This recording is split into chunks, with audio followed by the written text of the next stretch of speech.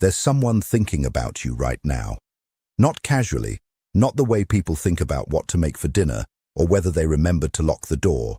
They're thinking about you the way the tide thinks about the shore, constantly, endlessly, coming back again and again, even when nobody's there to watch it happen. And yet they're not here. They're not calling. They're not reaching out. They're keeping their distance, quietly, deliberately, night after night. And what you don't know, what nobody has ever bothered to tell you, is the one hidden reason behind all of it.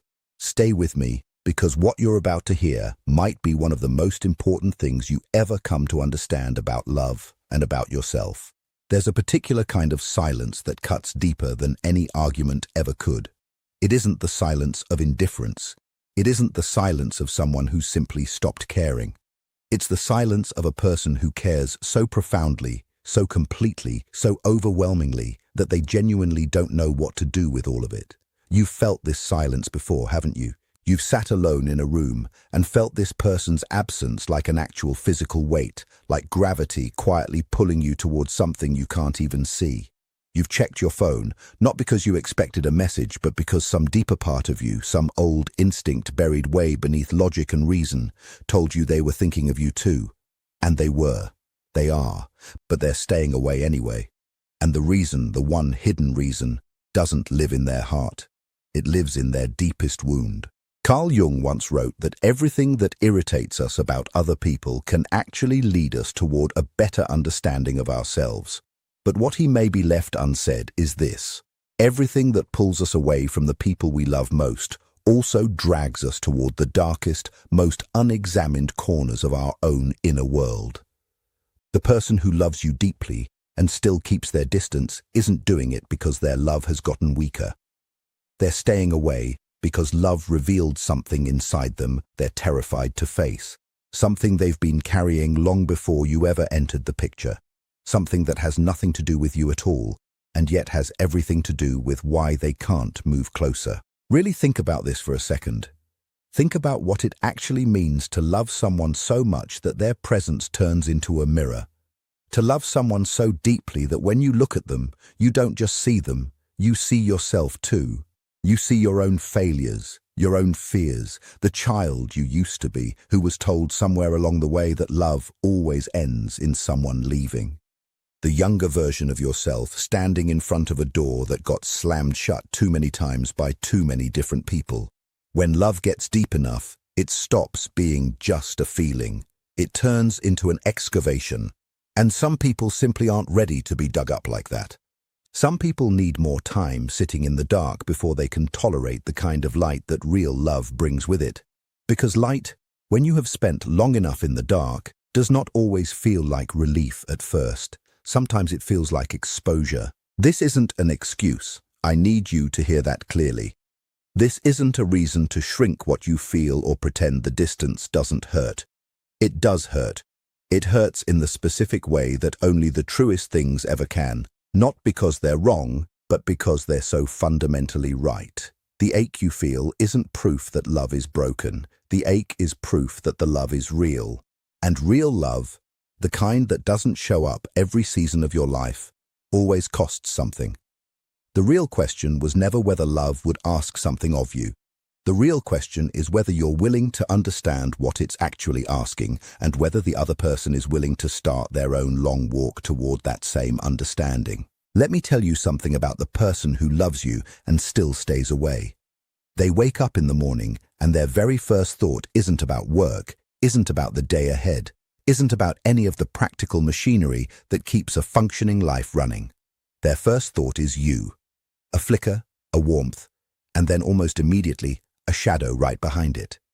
Because for them, joy and fear aren't two separate experiences. They're the same experience, just wearing different masks. They've learned through years of loss, through specific people who walked into their life and later walked back out in ways that left scars they never fully named, that wanting something completely means risking losing it completely.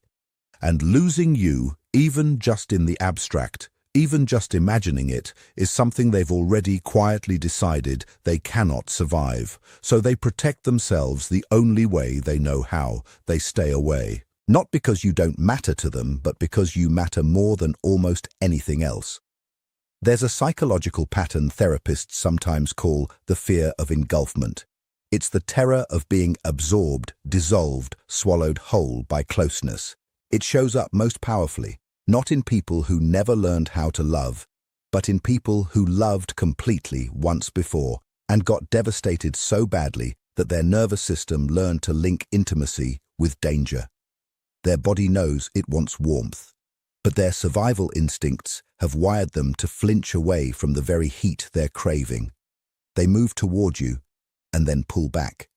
Not because they're playing games, not because they're toying with your emotions on purpose, but because there's an actual war happening inside them between two different versions of themselves. The one who wants to love you fully and the one still trying to survive what love did to them the last time. And that war doesn't announce itself politely. It shows up as mixed signals, as warmth followed by sudden coolness, as a hand extended and then quietly withdrawn before it can be held. You've maybe spent countless nights wondering what you did wrong, turning every moment over in your mind like stones tumbling in a river, hunting for the thing you said, the way you looked, the exact point where something shifted. You've been measuring your own worth against a silence that was never really about you in the first place. And that might be the cruelest part of this entire situation. Not that someone loves you and stays away, but that their absence can so easily start to feel like a verdict on your value. As if their distance is proof of something lacking in you. As if their inability to stay is somehow evidence that you're too much or not enough or fundamentally unlovable in some way. None of that is true. None of it. But the mind, when it's in pain, doesn't reach for the truth. It reaches for an explanation. And the story we most often tell ourselves when someone pulls away is that we must have deserved it, that if we had simply been softer or quieter or more patient or less afraid ourselves, things would have turned out differently. You did not deserve it. I want that to land fully, without any conditions attached. Whatever happened between you and this person, whatever shape this distance has taken, however long the silence has stretched on for, you didn't do something so wrong that you deserve to be loved only in secret. You don't deserve a love that can't say its own name out loud. You don't deserve to be someone's hidden warmth, their private tenderness, the feeling they carefully keep tucked inside their chest but never let out into the open air. You deserve to be chosen clearly, loudly, with full presence behind it, not rationed out in careful guarded doses. And the path toward that, whether it's with this person or with a love that's still finding its way to you, starts with actually understanding what's happening underneath the surface of this strange, painful, quietly devastating situation. Here's the hidden reason they're staying away. They haven't yet learned how to separate love from loss inside their own internal world. A world shaped by early experiences, by parents who were absent or unpredictable, by relationships that started with fire and ended in ash, by a specific wound they may have never spoken about out loud to a single soul. For this person, love and loss aren't sequential events. They happen simultaneously. They arrive together. To love, for them, is already to grieve. Before anything has even ended, they're mourning it. Before you've even fully arrived in their life, they're already feeling the echo of you leaving, and so they do what every wounded creature does the moment it senses the approach of something that could either heal it or destroy it. They go very still. They pull inward. They go quiet. They stay away. This isn't who they want to be. Please really understand that. If you could see inside them, if you could read all the words they never send, hear the conversations they have with themselves in the dark, feel the actual weight of the longing they carry for you, you wouldn't feel abandoned. You'd feel something that might honestly be even harder to sit with. You'd feel grief for them, because there's nothing lonelier in the human experience than being someone who loves deeply and can't access that love. Nothing more isolating than being trapped on the outside of your own heart. They're not staying away from you. They're staying away from the version of themselves that your love requires them to become. And becoming that person, opening up fully, trusting completely, surrendering to vulnerability without the safety net of pulling back first, is maybe the single hardest thing a wounded human being can ever attempt. Jung talked at length about the shadow, that collection of every part of ourselves we've refused to acknowledge, every feeling we've decided is too dangerous to feel, every need we've shamed ourselves for even having. The shadow doesn't just disappear when we ignore it. It grows. It quietly runs the show from underneath the surface. It shapes our choices in ways we can't even see because we're so busy looking away from it in the first place. The person who loves you and stays away is being governed by their own shadow, by the part of them that learned a long time ago that being seen completely means being rejected completely, that being fully known means being found wanting, that the safest kind of love is the love you hold on to but never actually give away, because at least that way you can't be left. At least that way the ending stays in your own hands. It is a lonely kind of safety, the kind that keeps the heart intact by keeping it half empty, but to the part of them still operating from old wounds, half empty has always felt safer than shattered. But here's what the shadow doesn't understand. What the wounded inner child who built all these defenses in the first place could never have known. The ending was never actually in your own hands to begin with. You can't prevent loss by refusing love. All you can do is guarantee it. Every moment spent holding back what you feel to protect yourself from some future pain is a moment you're already living through the very loss you're trying so hard to avoid. To refuse presence in the name of self-protection is simply to choose absence instead. And absence, no matter how carefully it's chosen, is still its own kind of death. It's still the exact thing you feared, just wearing the costume of control. So what would it actually mean for this person to finally break through? What would it require, not from you, not yet, but from them? It would require something the philosopher Simone Weil once described as attention. Not the attention of observing or analyzing someone, but the attention of full, open, undefended presence. It would require them to sit with their own fear without immediately converting it into distance. To feel the pull toward you and, instead of retreating, simply pause in that sensation. To ask themselves not, what if this ends, but what if this begins? To understand that the life they've been protecting by staying away isn't actually a life at all. It's a rehearsal for a life, a simulation of safety that's cost them the very thing that makes safety worth having in the first place. It would mean noticing the impulse to disappear the moment things start to feel real and choosing, just once, to stay seated in that discomfort instead of letting the old pattern win by default. And maybe you've wondered whether there's anything you can actually do, whether you should reach out or stay quiet, whether your patience is wisdom or a quiet betrayal of yourself, whether love means waiting or whether it means walking forward even when the other person can't yet follow. These aren't questions with clean, tidy answers, but here's what is true. You cannot love someone into readiness. You can't be so patient, so understanding, so perfectly calibrated in your affection that you single-handedly heal a wound they haven't even agreed to look at yet. Love isn't a treatment you apply to another person's pain. Love is an invitation, and invitations can be accepted or they can be declined. What you can do, what you must do, is stay honest with yourself about what you actually need, what you're willing to give, and how long you can keep offering the former without ever receiving the latter in return. There's a moment that arrives in almost everyone's life when they have to make one of the hardest choices there is. Not the choice between good and evil, not the choice between safety and risk, but the choice between the love that already exists and the love that could exist. The love that's present but distant, real but withheld, felt but never spoken aloud. And the love that's still forming somewhere, still traveling toward you through time and circumstance.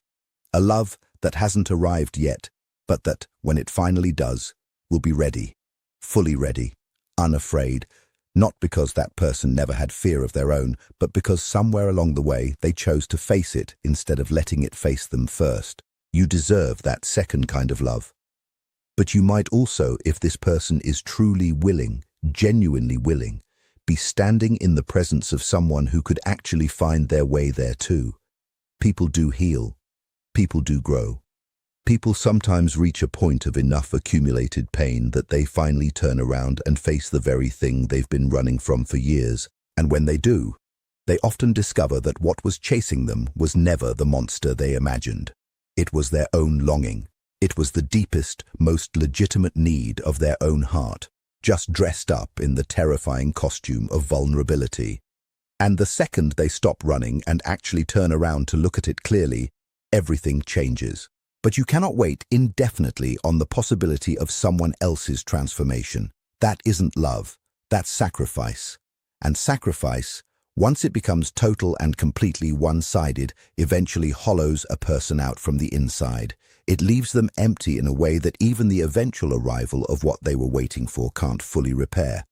Because you cannot spend years living in a posture of hoping without it reshaping you, without it quietly teaching your heart that love means waiting, that love means standing patiently at the edge of someone else's closed door, knocking softly, never quite sure if anyone's coming to open it.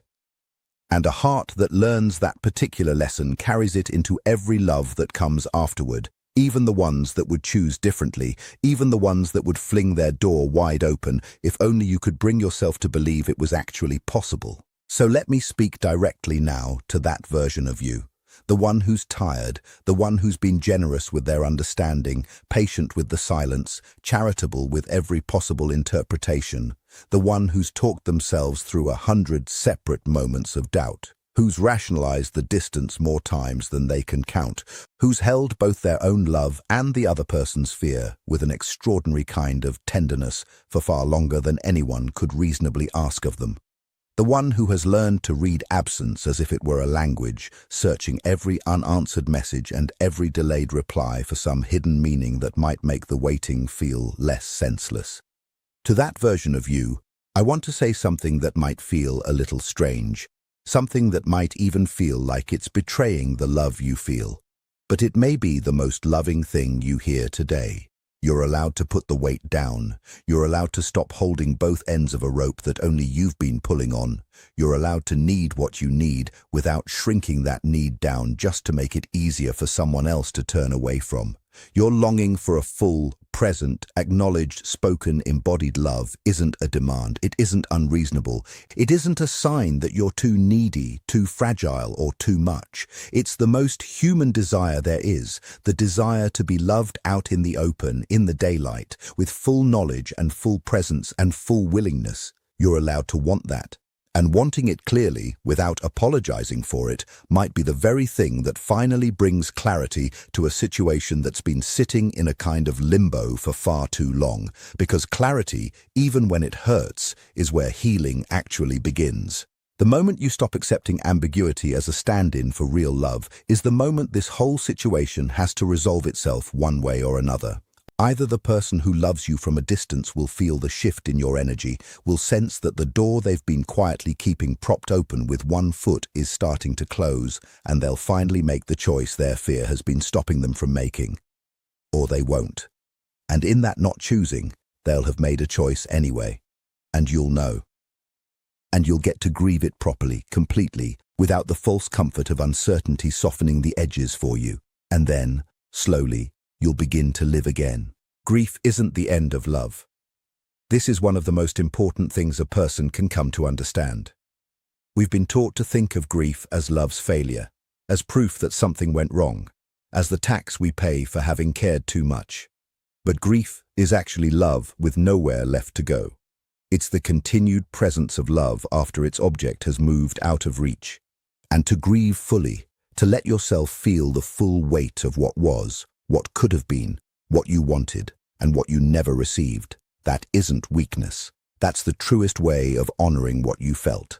It's the acknowledgement that something real happened, that you weren't imagining it, that the love wasn't some kind of delusion, that the connection, however incomplete, however tangled, however much it was made of equal parts warmth and ache, was genuinely real.